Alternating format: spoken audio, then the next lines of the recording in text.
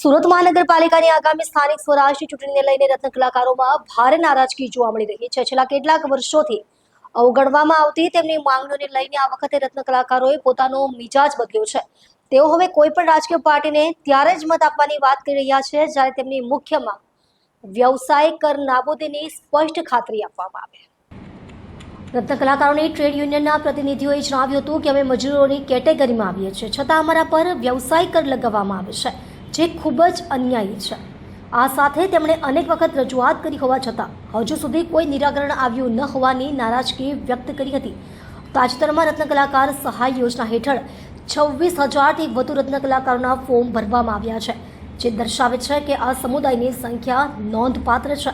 આ વખતે રત્ન કલાકારો પરિવર્તનના કેન્દ્રમાં છે અને તેમણે સ્પષ્ટ કર્યું છે કે જે પક્ષ અમને વ્યવસાય કર નાબૂદ કરવાની લેખિત ખાતરી આપશે તેને જ અમારો મત મળશે। આ નિવેદનથી સુરતની રાજકીય પાર્ટીઓમાં હલચલ મચી ગઈ છે, કારણ કે રત્ન કલાકારોનો મત બેંક સ્થાનિક ચૂંટણીના પરિણામ પર નિર્ણાયક સાબિત થઈ શકે છે। હવે જોવાનું રહેશે કે કઈ પાર્ટી આ માંગને ગંભીરતાથી લઈને રત્ન કલાકારોનો સાથ મેળવવામાં સફળ થાય છે। મારું નામ છે Bhavesh Tak, diamond worker union vice president. હાલની અંદર સ્થાનિક સ્વરાજની ચૂંટણી ચાલી રહી છે।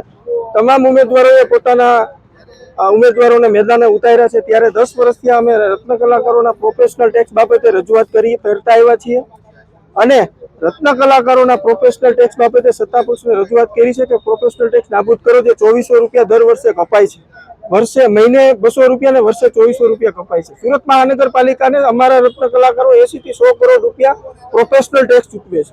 બીઆરટીએસ બસ દર વર્ષે 100 કરોડનું નુકસાન કરે છે। તો જે રત્ન કલાકારો જે નુકસાન કરે છે એ રત્ન કલાકારોમાંથી તમે ઉઘરાવાની વજહ આ જે સ્કીમ બેહાડી છે ખૂબ જ નિંદનીય છે। 3 વર્ષ ત્યાં મંદી છે, 80 રત્ન કલાકારોએ આત્મહત્યા કરી છે, કોઈ પરિવારને આર્થિક સહાય મળી નથી। મંદી છે, સરકારે યોજના જાહેર કરી હતી, 50,000 ફોર્મ મંજૂર કર્યા, અમે સરકારનો આભાર માનીએ છીએ, સાથે 26,000 ફોર્મ રિજેક્ટ કર્યા છે, એ પરિવારનું શું? એટલે આ વખતે રત્ન કલાકારો એ જ પાર્ટીને વોટ આપશે જે પાર્ટી વ્યવસાય વેરો નાબૂદ કરશે અને આ વખતે રત્ન કલાકારોની સાથે વાત કરતા એવું જણાય છે પરિવર્તનના મૂડમાં છે। સુરતની અંદર વરાછા અને કતારગામ અને અન્ય જે વેલંજા વિસ્તાર ને મોટા વરાછા વિસ્તાર જોઈ તો 10 લાખ રત્ન કલાકારો આ સુરતની અંદર વસે છે અને આની પકડ સૌરાષ્ટ્રમાં પણ દેખાઈ આવે છે।